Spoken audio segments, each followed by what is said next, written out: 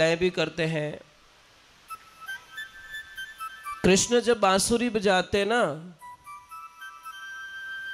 तो सबका किसका खाना छूट जाता है। सभी आप लोगों से हाथ जोड़ के वंदना करता हूँ। हमारा जो चैनल है श्री सोनू महाराज, वो चैनल जरूर सब्सक्राइब करें और इन वीडियो को शेयर करते रहिए। बोले वृंदावन बिहारी लाल की राधे।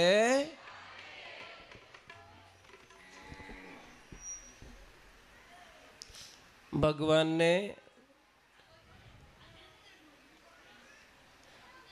एक दिन वन भोग के लिए सभी अपने मित्र मंडल को बोला कि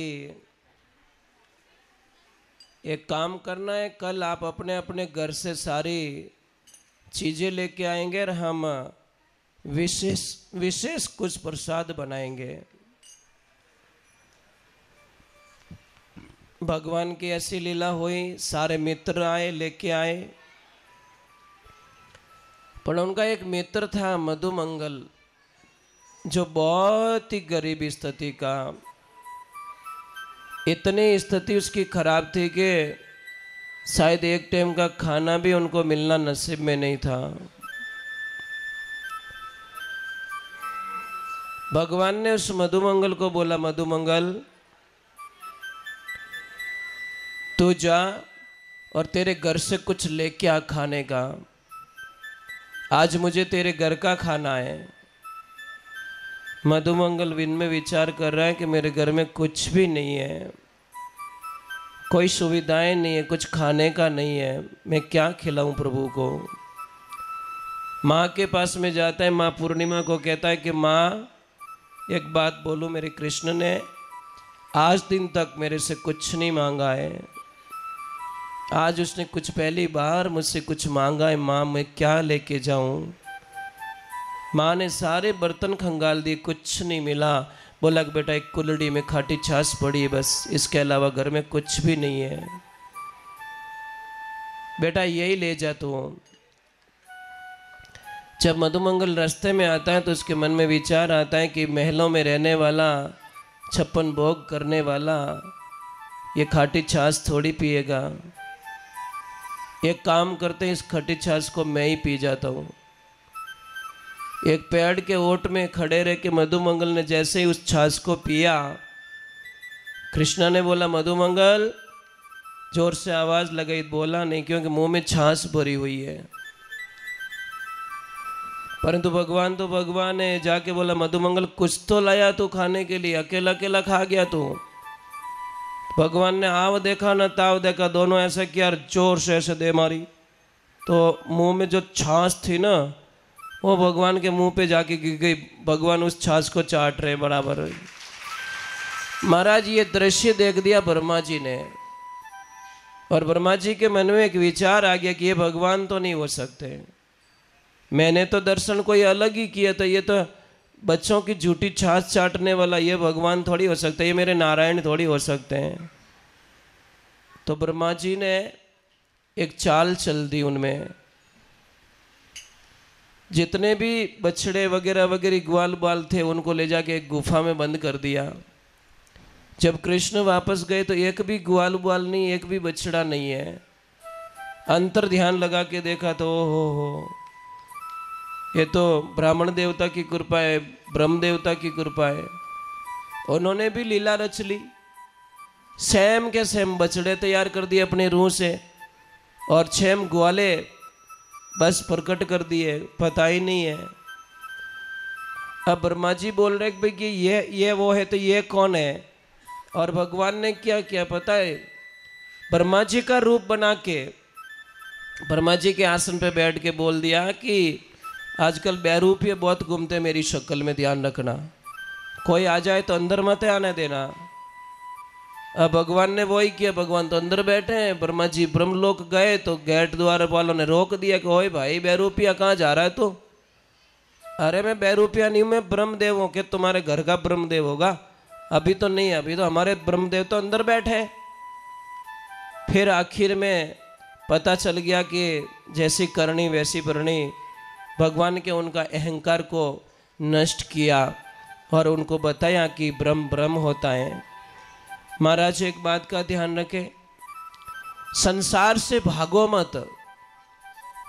संसार से भाग के आप तपस्या करना चाहते हो, ये संभव नहीं है। संसार से भागो मत, संसार में रह के जागो, यही तपस्या सबसे बड़ी तपस्या है। हमें कई लोग प्रश्न करते हैं कि महाराज जी मुझे शादी नहीं करनी। क्यों नहीं करनी शादी? शादी करके भक्ति करो, वही तो भक्ति है। गुरु वशिष्ठ जी महाराज इस चक्कर में राजा थे, राजा से वो योगी बनने के लिए जंगल में चले गए भगवान को पाने के लिए, और भगवान ने दशरथ जी के घर पे अवतार लिया। आखिर में उनको वापस रिटर्न लौटना पड़ा।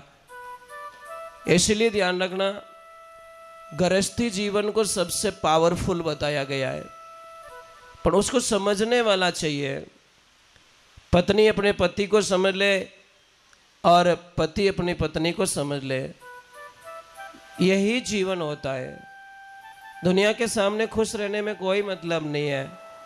आप दुनिया के सामने हीरो बनते हो ना, अपनों के सामने बन के बताओ। माता बहनों, आपने कभी अपने पति के लिए श्रृंगार किया? उन्होंने वास्ते सजिया कि नहीं सजिया? हमारे पति देव आवेरी, आज मैं श्रृंगार करके उनके लिए अवेलेबल रहूं। मैं कहीं दूसरी जगह जाना है, ब्याह में जा रहे हो तो सज के जा रहे हो, फिल्म देख रहे जा रहे हो तो सज के जा रहे हो। अरे वो फिल्म वाला हीरो नहीं, तुम्हारा हीरो तो तुम्हारा पति है। परंतु वो चीजें समझ में नहीं आएगी। मतलब जिंदगी में इसीलिए तो कह रहे हैं, जो करना है वो नहीं करते हम लोग, जो नहीं करना है वो करते रहते हैं। अब भगवान ने कैसी लीला रची? अजगर के रूप में आया था अगासुर, उसका वध किया, वत्सासुर का वध किया। अब भगवान को तो आगे का बहुत कुछ काम करना था, बहुत कुछ काम। जिस काम के लिए वो आए थे, अब भगवान थोड़े बड़े हुए हैं, अपने ग्वाल बाल को संग में लेके जा रहे, गाय चरा रहे, पर समय आने पर सारी चीजें बदल जाती है। बहुत रास लीलाएं भी करते हैं, शरद पूर्णिमा के दिन बुला के रास लीलाएं भी करते हैं। कृष्ण जब बांसुरी बजाते ना, तो सबका, किसका खाना छूट जाता है, किसकी नींद छूट जाती है, कोई पानी पीना छोड़ देता है। तो एक बहुत ही अच्छी लीला रची।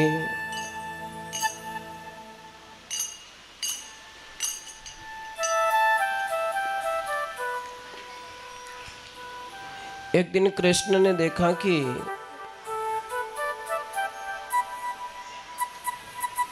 सुबह का टाइम सबको बुलाया गया कि सब आओ भाई, गाय चराने के लिए जाना है, बछड़े चराने के लिए जाना है। परंतु कोई दिख ही नहीं रहा है, ना ग्वाल बाल दिख रहे हैं। बहुत सारे लोग अपने काम में लगे हुए हैं। कोई पूजा की तैयारी कर रहा है, कोई प्रसाद की तैयारी कर रहा है, कोई लड्डू बना रहा है, कोई मिठाई बना रहा है, कोई यज्ञ हवन की तैयारी कर रहे हैं। तो कृष्ण ने बोला कि बाबा ये क्या कर रहे हो? कि हमारे इंद्र भगवान की पूजा करते हैं हम लोग, और इंद्र की पूजा करेंगे तो वो बारिश करेंगे, बारिश करेंगे तो हमारी सृष्टि अच्छी चलेगी। तो भगवान ने वहाँ पे उन लोगों का थोड़ा वहम दूर किया कि इंद्र की पूजा मत कीजिए, आप पूजा गिरिराज की कीजिए। बहुत अच्छा संदेश दिया उन्होंने हमारे को बताने के लिए कि पूजा जो सामने प्रत्यक्ष है उसकी पूजा होनी चाहिए। पेड़ पौधों की पूजा करो, पेड़ लगाओ, हमारे पर्वतों की पूजा करो, हमारी नदियों की पूजा करो, हमारे सूर्य नारायण की पूजा करो। अप्रत्यक्ष रूप में किसी को हमने देखा नहीं, उसकी पूजा हम बहुत ज़्यादा करते हैं, पर जो रियल में सामने जो होता है उनकी पूजा। और बचाएगा कौन हमें, बताइए आप, कौन बचाएगा हमें? पेड़ पौधे बचाएंगे, हमारी प्रकृति बचाएगी। आप कभी भी जाइजो, मारवाड़ जाओ, ईमानदारी से, जैसे उन्हाड़ा रे मायने कटे बढ़िया टेंट लागोड़ो, ब्याह रे मायने अच्छा कूलर लागोड़ा, सारी सुविधाओं करियोड़ी, परंतु आपने हम ही कोई रूखड़ो दिख जावे, विनी छाया दिख जावे, आप ईमानदारी बोलो, विन टेंट में निकलन, विन रूखड़ा रे नीचे जाओ कि नहीं जाओ? कितो जीव हो रो रेवे, कितनी खुशी मिले।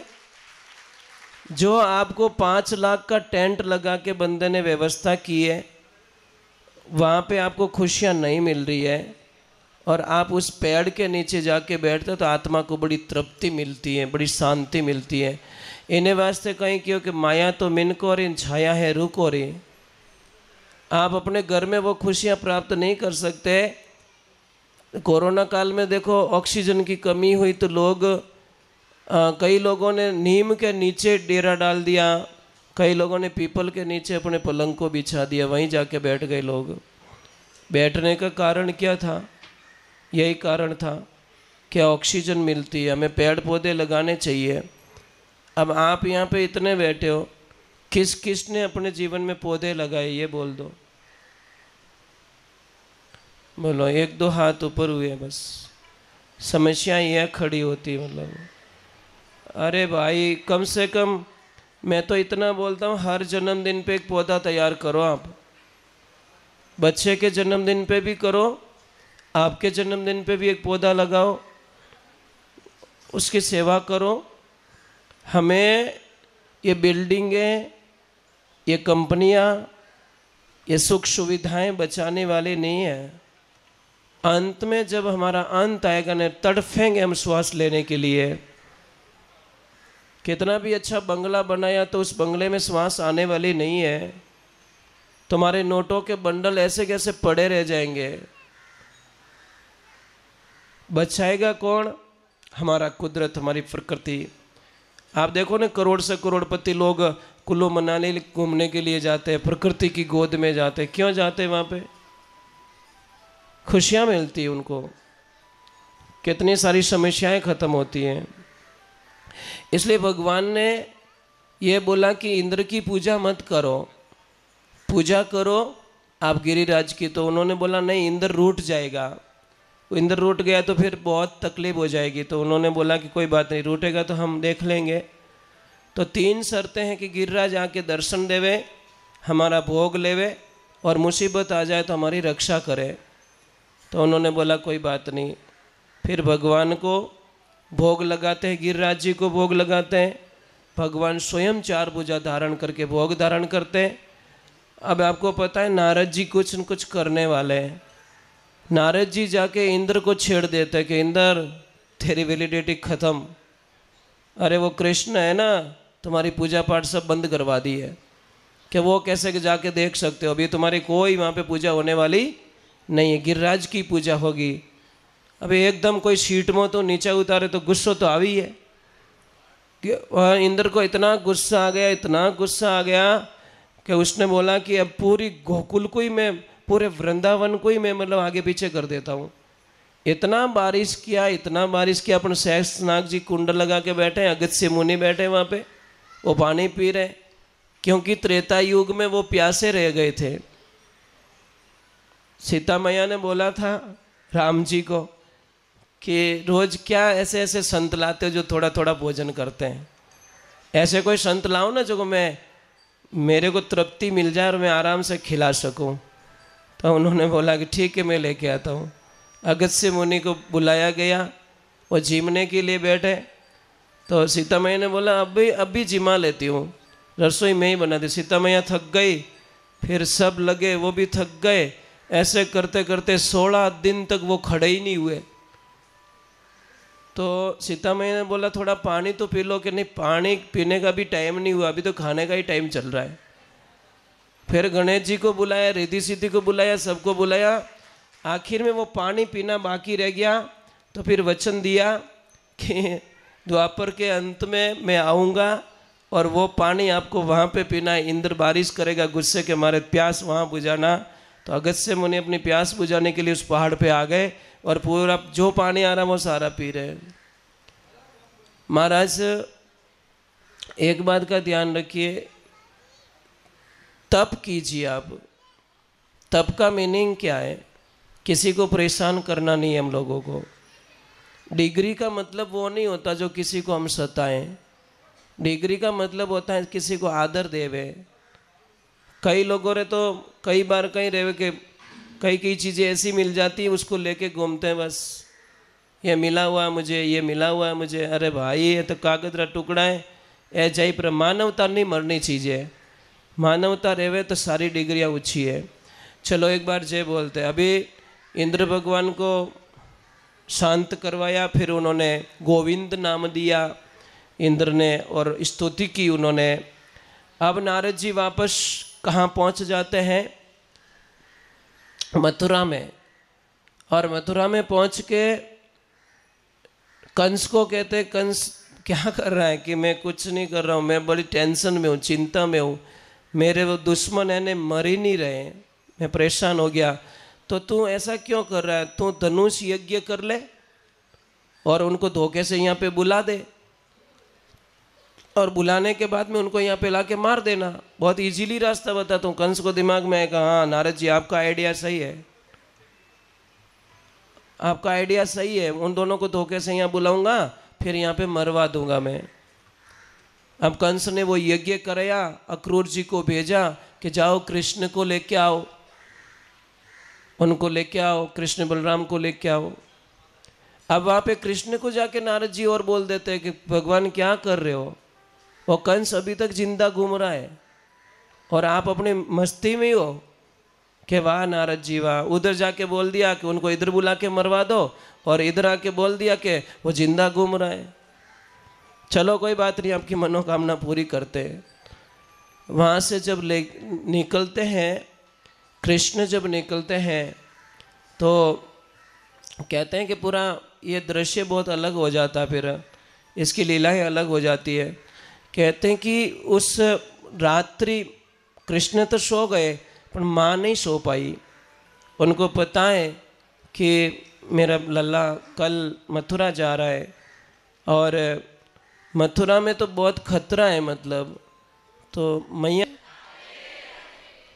माँ समझा रही है कि बेटा तू मत जा, मारो जीव नहीं माने, मैं बहुत दुखी हूँ, क्योंकि मेरे 6 बेटों को पहला मार दिया उसने, इसलिए तू उसके चक्कर में मत जा, वो क्रूर है, उसको दया नहीं आती, वो मार देंगे तुम्हें।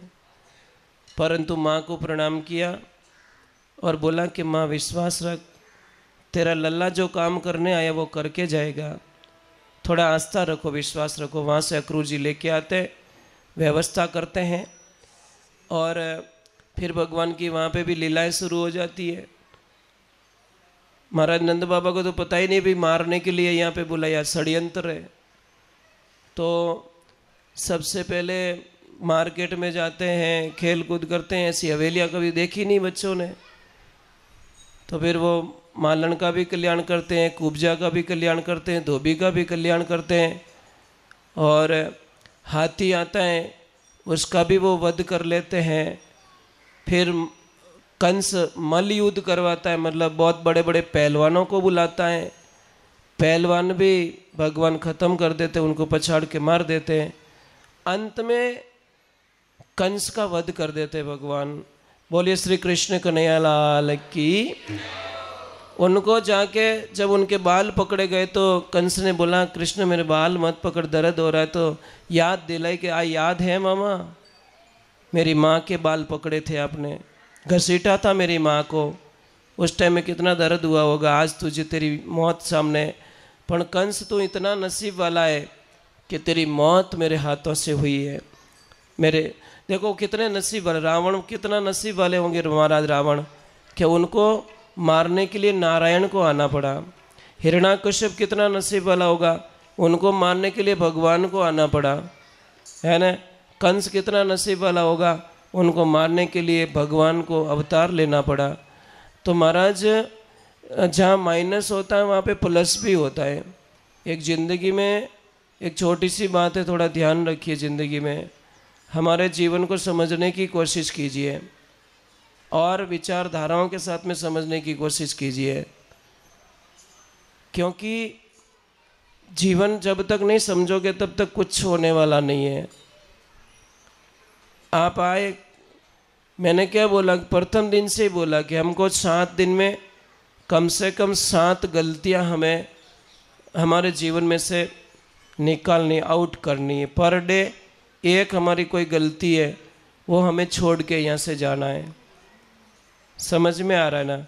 अब पता नहीं आप लोगों ने छोड़ा है कि नहीं छोड़ा, कृष्ण जाना है, ये मैं नहीं जानता, परंतु कुछ तो होना चाहिए ना। अच्छा, आप में से अपने पतिदेव को प्रणाम किस किस ने स्टार्ट कर दिया? बहुत अच्छी बात है।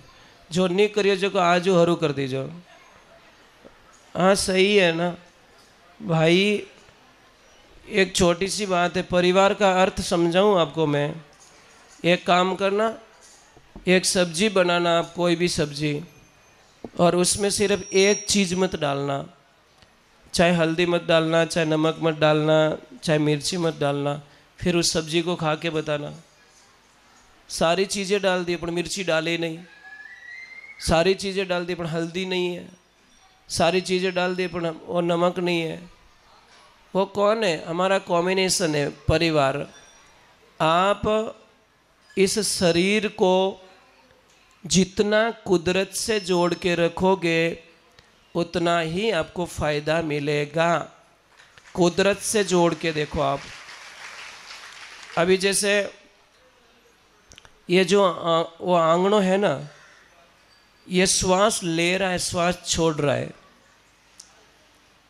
तो इसके ऊपर बीमारी नहीं होती। आप ट्राई करके देख लो। और मार्बल फिटिंग कर दिया तो वो तो पैक हो गया, श्वास भी नहीं ले पा रहा मकान, श्वास नहीं ले। अरे घर में दूसरी बात छोड़ो, वो कितना कमज़ोर हो गया साहब कि हम लोग, हमारे घरों में यज्ञ करवाने की जगह नहीं है साहब। है कटे खाली जगह, कुंवारो आंगणो कटे पोटो लीप सको, गायरो गोबर लीप सको कटे। प्रॉब्लम आई है પછી વેજટી અતરો છાપો લઈને વેજટી ચોપડે કે ઓઠે દસ્તુરી કરો। महाराज पहले देखो मकान कैसे बनते थे, एयर कंडीशन होता था, थेपड़ा नेक्योड़ा, हवा पास हो जाती, कोई गर्मी नहीं, गर्मी में गर्मी नहीं, ठंडी में ठंडी नहीं, बढ़िया व्यवस्थाएं होती थी। सुख तो उस टाइम में भी बहुत था, पर हम लोगों ने सुख को कहाँ तलाशना शुरू किया? चीज़ों में, वस्तुओं में सुख ढूंढते हैं। वस्तुओं में सुख नहीं है। आप ट्राई करके देख लो। आप कार नहीं है, वेने कहे कि हमारे कार वेदा है तो मजा आ जावे। अब कार लाया बाद में क्या पार्किंग कटे करो, अब क्या देन भी, मतलब कार नहीं है तो क्या कार नहीं है, दुख होवे कि इन्हें तो कार है मारे है ही को नहीं, इन्हें कार है मार। अब लाए तो दीदी पर मेलू कटे, माता माता लेन फिरू कहीं करूँ। समस्याएं तो हम खड़ी करते हैं। माता बहनों आप ट्राई करके देखना, जिस बहन के पास में गहना ज़्यादा है ना वो बीमार ज़्यादा रहती है। आप ट्राई कर दो। कारण बताऊँ? इन्हें टेंशन गणी रहे, कोई लेगो तो, कोई लेगो तो, मारो घर खुल्लो रहेगो तो। मजाक नहीं करो, मतलब आप यहाँ हो और एकदम याद आई करो आज तो लॉक खुल्लो है, माँ कसम चप्पल ही नहीं पहरो, दौड़ जाओ।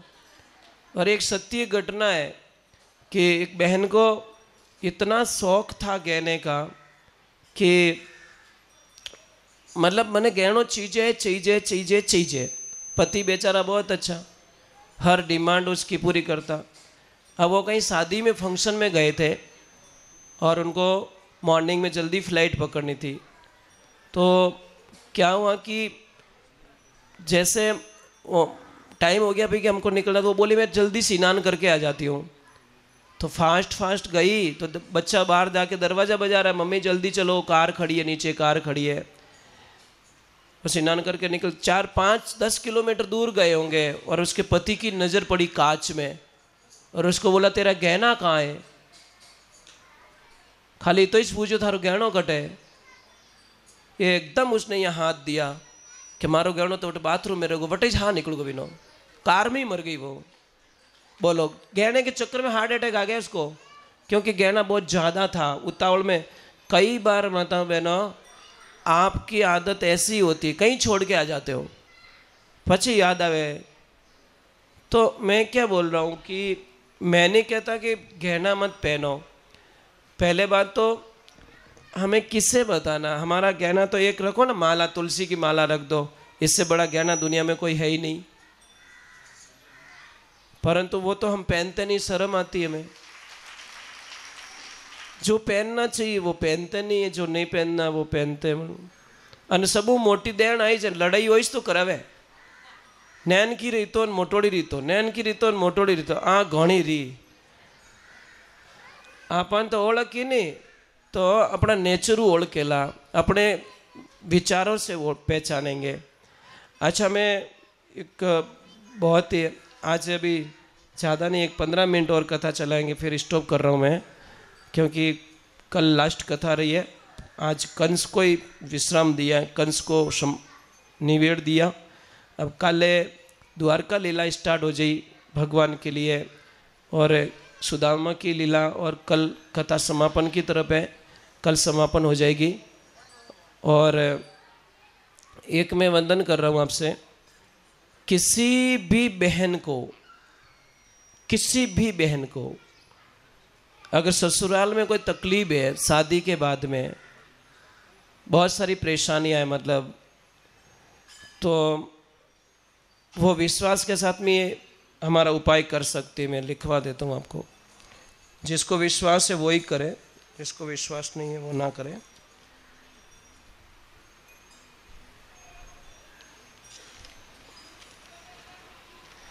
मैं क्या कुछ न कुछ ढूंढता रहता हूँ, मुझे अच्छा लगता है वो शेयर कर देता हूँ, हो सकता है किसका भला हो जाए। मुझे तो ये चीज़ें बहुत अच्छी लगती, किसकी हेल्प करने के बाद में।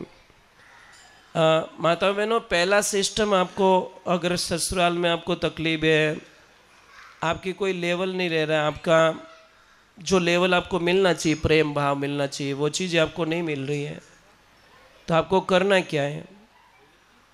जब भी तिलक करो आप, तिलक तो उत्तर दिशा की तरफ मुंह कर लिया करो। दिशा आपकी गलत होने के कारण आपको रिजल्ट सही नहीं आता। ठा पड़ियो उत्तर में, लाला टाबरन तो ठा नहीं पड़े। नॉर्थ समझ में आई? उत्तर दिशा में मुंह करके तिलक कर दिया करो, एक तो। दूसरे नंबर, एक मंत्र बोलना आपको। मंत्र क्या बोलना है? तिलक करते करते बोलना, वहाँ तो काम करेगा, तिलक नहीं करेगा। क्या बोलना है? ओम शंकर प्रियाय नमः। बोलो ना, ओम शंकर प्रियाय नमः, ओम पार्वताय नमः, ओम अंबिकाय नमः, ओम गौर्याय नमः, ओम भवान्याय नमः।